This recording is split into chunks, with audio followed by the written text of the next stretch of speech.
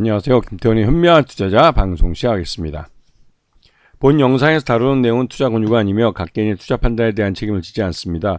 별도 SNS 채널 가입을 유도하거나 투자 권유 및 유료 리딩 서비스를 홍보하는 불법 사칭 계정에 유의하시기 바랍니다. 자, 오늘은 스튜디오 드래곤에 좀 말씀을 드리겠습니다. 최근 들어서 스튜디오 드래곤이 중국 한알령 해제 내지는 완화 이 건으로 해서 주가가 아주 급등하고 있죠. 그도 그럴 게 이 K 컨텐츠가 2017년 중국 사드 보복 이전까지만 해도 중국에서 선풍적인 인기를 얻었고 그 덕분에 꽤 큰 수익을 얻기도 했습니다. 이미 먹어본 고기란 뜻이죠. 중국 시장은 우리 컨텐츠 업체들이 이미 한번 진출을 해서 크게 성공을 해봤던 시장입니다. 근데 그 경제 외적인 이유인 중국 사드 보복 때문에 우리가 이제 접근하기 어려운 시장이 됐었죠. 하지만 최근 들어서 우리 그 국회의장이 시진핑 중국 국가주석을 만나서 직접 한알령 해제에 대해서 건의를 요청을 하고 이에 대해서 중국 시진핑 국가주석이 나름대로 긍정적인 평가를 내놓으면서 실제로 이 한알령 완화 내지는 해제에 대해서 뭔가 좀 가시적인 성과가 있을 거라는 기대감이 커지고 있습니다. 작년, 그러니까 2023년, 4년 해가지고 좀 중국 내에 OTT를 통해서 한국 드라마나 영화가 간간히 소개는 됐습니다. 그러면서 우리나라 이 컨텐츠들에 대한 우수성 내지는 경쟁력 이런 것들이 중국 사람들에게 큰 그 방향을 불러오기도 했죠. 그러면서 실제로 이제 우리나라에서 이제 넷플릭스나 이런 걸 통해서 동시에 공개된 드라마들 같은 경우는 이 중국에서 넷플릭스가 진출해 있지 않기 때문에 어둠의 경로를 통해서 이 한국 작품들을 간접적으로 이제 경험을 해봤습니다. 그런데 놀라운 점은 이러한 그 작품에 대한 댓글을 다는 데서 말 그대로 몇십만 건이 붙으면서 이 선풍적인 인기를 반영해주고 있죠. 그만큼 한국의 컨텐츠들이 중국인들에게는 수준 높은 작품이라는 인식이 있습니다. 이거는 천편일률적인 무슨 무협이나 내지는 이런 그 애국주의 그런 영화나 드라마 이런 거에 익숙해 있는 이 중국인들에게는 한국의 K 컨텐츠는 다양한 사건들이 또 다양한 갈등들 그리고 다면적인 그 등장인물들의 모습들 이런 것들이 생소하지만 또 참신하게 느껴지는 그런 드라마이기도 하죠. 그러면서 이게 이제 코미디도 많이 들어있고 참신한 소재나 이런 부분에서 굉장히 좀 이 센세이션하다고 인기 있는 그런 컨텐츠가 되기도 합니다. 그래서 우리나라 이런 컨텐츠들을 수입을 해가고 싶지만 솔직히 중국 정부에서 이 한알령 해제에 대해서 정확한 이 지시를 내주지 않으니까 중국의 OTT들이 수입을 하고 싶어도 눈치를 보면서 아주 살짝 작은 작품 하나 이제 갖다가 상영을 한다든가 그런 식으로 명맥을 겨우겨우 유지하고 있는 상황이죠.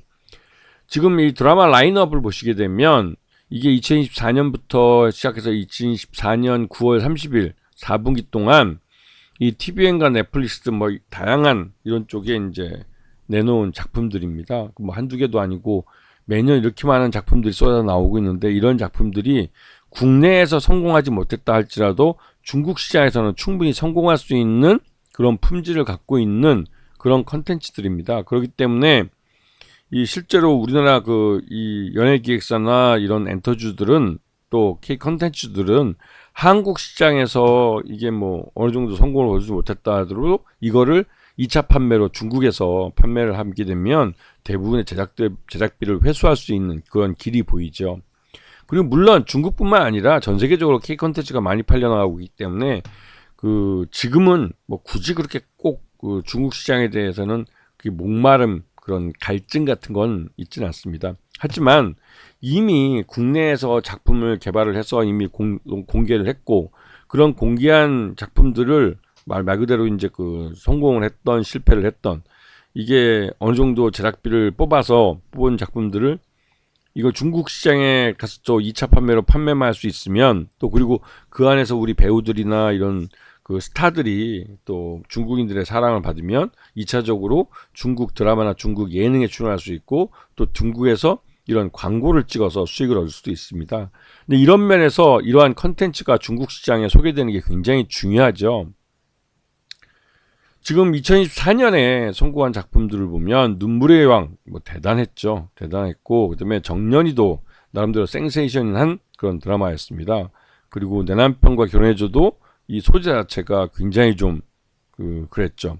근데 이건 이제 아마존 프라임에서 이제 공개가 됐었는데요. 이래 각각 이러한 드라마 작품들이 공개되면서 나름 이 시장에서 흥행을 받으면서 편당 뭐 이런 배우들 보시면 아시겠지만 다 억대 그리고 이제 평단 받고 출연료를 받고 있는 배우들인데 이런 배우들을 사용해도 그러니까 채용을 그러니까 이 배우를 이제 출연을 시켜도 충분히 돈을 뽑을 수 있는 그런 구조를 만들기 위해선 중국 시장에 대한 오픈이 필요한 것이죠. 그래서 최근 들어 작년 같은 경우 이제 스타 마케팅 해가지고 이런 스타들을 편당 몇 억씩 출연료를 주면서 이걸 데려다 쓰는 게 이게 솔직히 제작비를 뽑을 수 있을까라는 우려가 됐습니다. 하지만 드라마를 초반에 이러한 슈퍼스타들이 출연한다는 소문을 내면 이거를 뭐 작품이 나오기도 전에 먼저 성금을 내고 먼저 사가는 그런 해외 제작사들도 이제 나타났습니다. 그러면서 선판매가 이루어지는 것이죠. 스튜디오 드래곤 같은 경우는 전 작품의 30% 정도가 이런 선판매 작품들입니다. 그러면서 작년 하반기에 2025년에 공개할 작품들을 미리 좀 갖다 팔아서 작년 4분기 실적이 굉장히 좀 좋아진 측면이 있죠.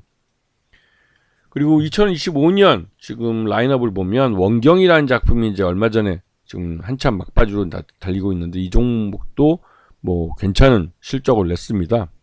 그리고 다른 작품들도 앞으로 이제 공개될 텐데 이 작품들도 선판매가 일부 된 작품들이죠. 그 작년 3분기까지 해서 실적들을 보면 편성 쪽에서 23%의 매출을 올리고 판매 쪽에서 이게 아까 말씀드린 선판매를 포함해서 봅니다. 그게 73.47%의 매출을 올리고 있어요. 그리고 부가적인 뭐 드라마 OST 뭐 이런 것들도 한 2.78%, 79% 정도 되지만 이거 뭐 미미하니까.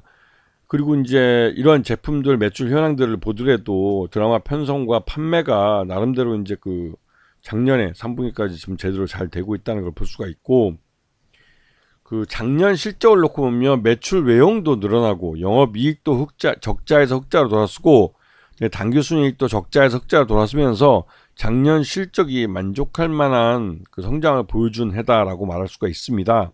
그러면서 스튜디오 드래곤은 작년 하반기에 이제 이런 광고가 줄어들고 하는 이런 경기 침체 속에서도 흑자를 낼 수 있는 그런 구조를 만들었다고 해도 과언이 아닌 것이죠. 그렇기 때문에 2025년 올해 실적에 대한 기대감이 굉장히 큰 그런 종목입니다. 자, 최대주 특수관계에 보면 CJENM이 54.38%를 갖고 있죠. 그래서 최대주 지분이 50%가 넘고 있는 종목입니다. 그리고 여기에 보면 네이버도 주주로 참여하는데 6.25%를 갖고 있죠. 그래서 실제로 거의 한 60%가 넘는 최대주주와 특수관계인 지분이 60%가 넘고 있기 때문에 실제로 유통 가능한 주식수는 34.50% 정도로 생각이 됩니다. 굉장히 많지는 않은 것이죠. 자, 그리고 이거 뭡니까? 이게 뭐죠? 자, 그리고 지금 보시게 되면 한국 드라마가 중국 OTT에 방영된 걸 볼 수가 있는데요. 2022년이나 2023년 뭐 이렇게 뭐 얼마 뭐 중국 유쿠니, 비리비니, 텐센트 비디오니 이렇게 큰 데서 별로 이렇게 공개되지 못했죠. 그 말뜻은 아직까지 중국에서 우리 한국 콘텐츠 작품들을 제대로 많이 보지는 못했다는 것을 알 수가 있습니다. 자, 그래서 스튜디오 드래곤 같은 경우는 목표 주가가 지금 55,000원에서 54,000원에서 64,000원까지 이 정도로 지금 제시되고 있는데요. 대시증권에서 가장 공격적으로 제시했는데 뭐 한한령 완화에 대한 명확한 지침이 보이거나 그런 것이 보이면 아마도 이 대시증권 쪽이 맞지 않나 생각이 좀 듭니다. 왜냐면 이 실제로 중국은 요번 그 미국의 트럼프 2기 정부가 들어서면서 미국과 본격적으로 이런 관세 전쟁을 하려고 합니다. 그런데 자유무역주의를 채택하고 있는 우리나라, 일본 같은 나라들을 우군으로 끌어들이려고 하고 있죠. 그래서 우리나라에게도 뭔가 이 당근책을 제시해 줘야 됩니다.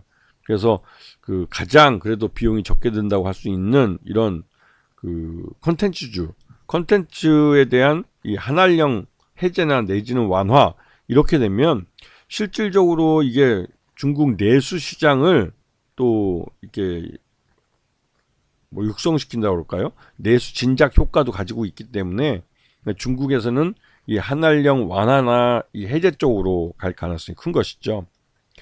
지금 최근 들어서 기관 투자가들도 이 스튜디오 드래곤을 꾸준히 사들고 있습니다. 외국인들도 꾸준히 사들면서 지분율을 올리고 있죠. 그리고 보시게 되면 지난 하반기 8월 5일날 지금 33,000원 바닥가격 찍고 그래도 한 5만원대까지는 주가가 올라주는 모습을 보이고 있어서 5만원이 일종의 그 박스권 상단이 되고 있는 듯한 모습을 보여주고 있는데요.